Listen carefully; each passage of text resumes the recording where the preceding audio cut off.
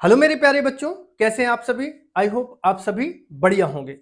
तो बच्चों, आज के इस वीडियो में हम पढ़ेंगे क्लास 12th फिजिक्स का जो चैप्टर नंबर 3 है, जिसका नाम है विद्युत धारा। से पढ़ने वाले हैं एक मोस्ट इंपॉर्टेंट टॉपिक, जिसका नाम है सेल के आंतरिक प्रतिरोध, विद्युत वाहक बल, विभवांतर एवं विद्युत धारा में संबंध है। तो पहले हम समझेंगे कि सेल का आंतरिक प्रतिरोध क्या होता है, फिर समझेंगे विद्युत वाहक बल क्या होता है, और फिर इसका मस्त बढ़िया अपन डेरिवेशन करेंगे। मैं हूं श्रीधर आचार्य। तो बच्चों, सबसे पहले हम समझेंगे कि सेल का आंतरिक प्रतिरोध क्या होता है। तो सेल बनाने के लिए सबसे पहले हम एक बर्तन लेते हैं। ये एक डब्बा लिया और इस डब्बे के अंदर हमने दो इलेक्ट्रोड रखे। एक इलेक्ट्रोड को कहते हैं पॉजिटिव इलेक्ट्रोड और दूसरे इलेक्ट्रोड को कहते हैं नेगेटिव इलेक्ट्रोड। यहां पर माइनस आवेश रहेगा और इन दोनों इलेक्ट्रोडों के बीच में क्या भरा होता है बच्चों? विद्युत अपघट्य भरा होता है। तो बच्चों, सेल के अंदर दोनों इलेक्ट्रोडों के बीच उपस्थित ये जो विद्युत अपघट्य है, ये विद्युत धारा के प्रवाह में रुकावट डालता है। ठीक है, विद्युत धारा के प्रवाह में अवरोध उत्पन्न करता है, जिसे हम इस सेल का आंतरिक प्रतिरोध कहते हैं। और आंतरिक प्रतिरोध को बच्चों हम स्मॉल आर से प्रदर्शित करते हैं। ठीक है, सेल का जो प्रतीक है, सेल का जो चिन्ह है, हमेशा कैसे प्रदर्शित किया जाता है? इस चिन्ह से।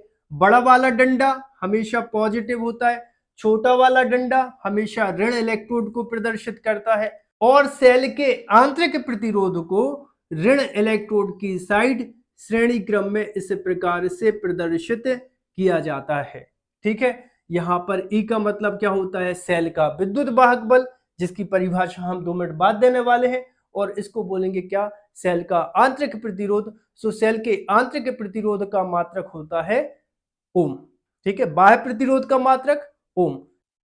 अब बच्चों, बात करेंगे विद्युत वाहक बल की। तो इस प्रकार से सेल आप सभी ने देखा होगा, इस पर एक पॉजिटिव होता है, एक क्या होता है? नेगेटिव होता है।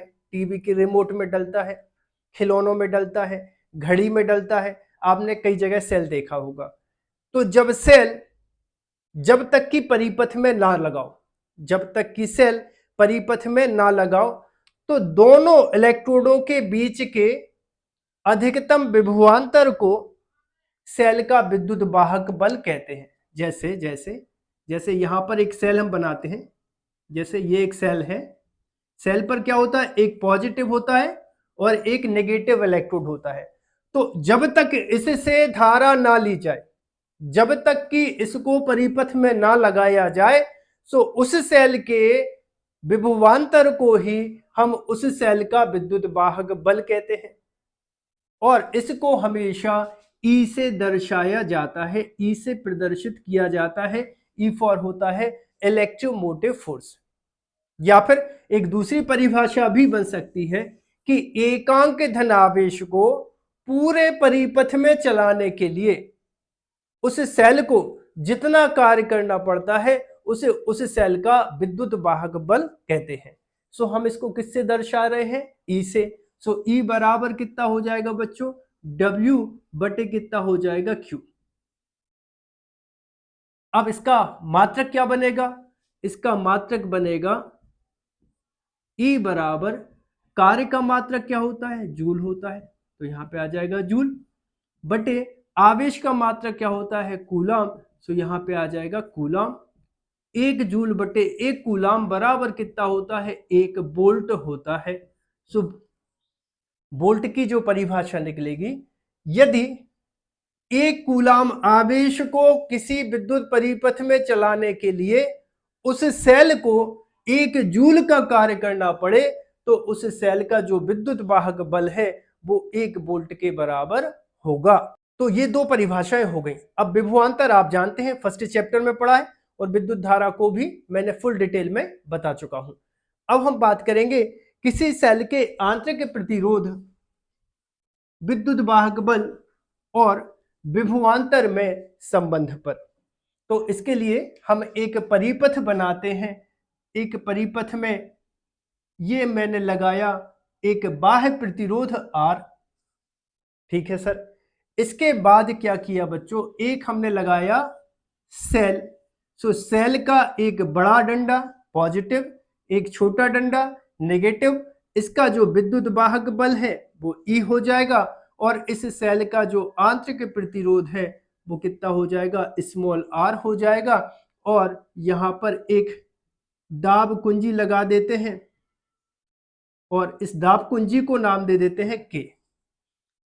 तो जब तक इससे विद्युत धारा प्रवाहित नहीं हो रही, जब तक देखो यहां पे परिपथ पूरा नहीं है, जब तक इसका जो विभवांतर है पॉजिटिव और नेगेटिव का, तब तक ये क्या है, विद्युत वाहक बल है। और जैसे ही इससे विद्युत धारा ली जाएगी तो ये जो विद्युत वाहक बल है वो विभवांतर में परिवर्तित हो जाता है। ठीक है, अब बच्चों एग्जाम में इसकी थ्योरी कैसे लिखोगे, माना किसी सेल का विद्युत वाहक बल है E, सेल का आंतरिक प्रतिरोध है स्मॉल r और बाह्य प्रतिरोध है कैपिटल R। तो परिपथ में जैसे ही स्विच मतलब दाब कुंजी को दबाया जाता है तो परिपथ में बच्चों I विद्युत धारा प्रवाहित होने लगती है। तो प्रतिरोध R के सिरों के बीच में विभवांतर उत्पन्न हो जाता है, V बराबर कितना IR होता है ओम के नियम से। क्लियर है। तब अगर हम इस सेल के विद्युत वाहक बल की बात की जाए, ओम का नियम लगा रहे हैं, तो सेल का विद्युत वाहक बल बराबर कितना होगा बच्चों, E होगा। सेल का आंतरिक प्रतिरोध बराबर कितना होगा, स्मॉल r, तथा परिपथ का कुल प्रतिरोध बराबर कितना होगा, R प्लस स्मॉल r। भाई देखो R है बाह्य प्रतिरोध और स्मॉल r है आंतरिक प्रतिरोध, तो इस पूरे परिपथ का जो प्रतिरोध है वो कितना हो जाएगा, R प्लस R हो जाएगा। तब ओम के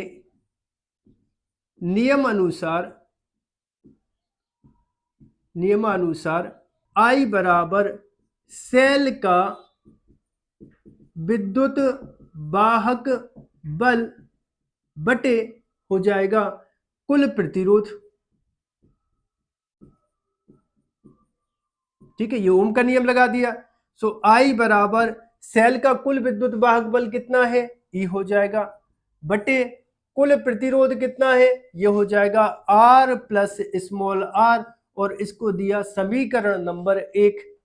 ठीक है, अब वीडियो को पॉज करके इतना सा जल्दी से नोट कर लीजिए। दूसरी बात बच्चों, यहां पर जो प्रतिरोध R है उसके सिरों के बीच में विभवांतर कितना है, V बराबर IR। V बराबर कितना है, IR है। तो इसको I के बराबर करोगे तो कितना हो जाएगा, V बटे R। इसको देंगे समीकरण नंबर 2। क्लियर है क्या। तो समीकरण 1 व समीकरण 2 से, समीकरण नंबर 1 व समीकरण नंबर 2 से दोनों को बराबर करेंगे। यहां पर I की वैल्यू क्या है, V अपॉन R, तो यहां पे रखेंगे तो ये हो जाएगा V बटे R बराबर कितना हो जाएगा, E बटे R प्लस स्मॉल r। अब इसके बाद बच्चों अपन को क्या करना है, इसका इधर त्रियक गुणा करोगे तो ये कितना हो जाएगा, V ब्रैकेट में R प्लस स्मॉल r, और इसका यहां गुणा करोगे तो इक्वल हो जाएगा कितना, ER हो जाएगा।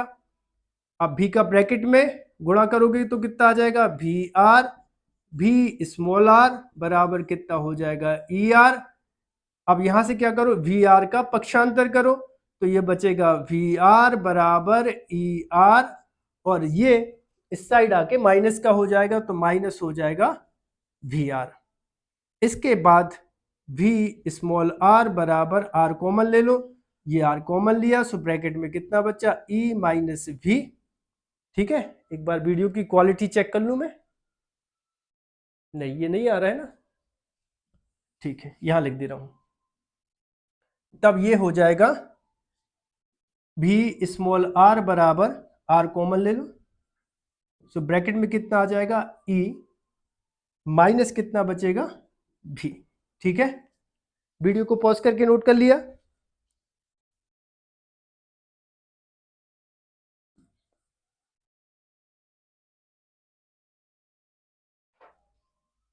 अब बच्चों R को यही रखो, V का तिर्यक गुणा करोगे तो कितना हो जाएगा स्मॉल r बराबर capital R bracket E minus V बटे ये वाला भी यहां आ जाएगा बटे V। ठीक है, या फिर इसको और आगे जाके लिख सकते हैं अपन कितना स्मॉल r बराबर कैपिटल R ब्रैकेट ये आ जाएगा E अपॉन V माइनस करके 1। ठीक है, अरे इसको सॉल्व करोगे तो ये आ जाएगा, इतना भी लिखोगे तो भी चलेगा, इसी बात को अपन ने ऐसे लिखा है। सो बच्चों ये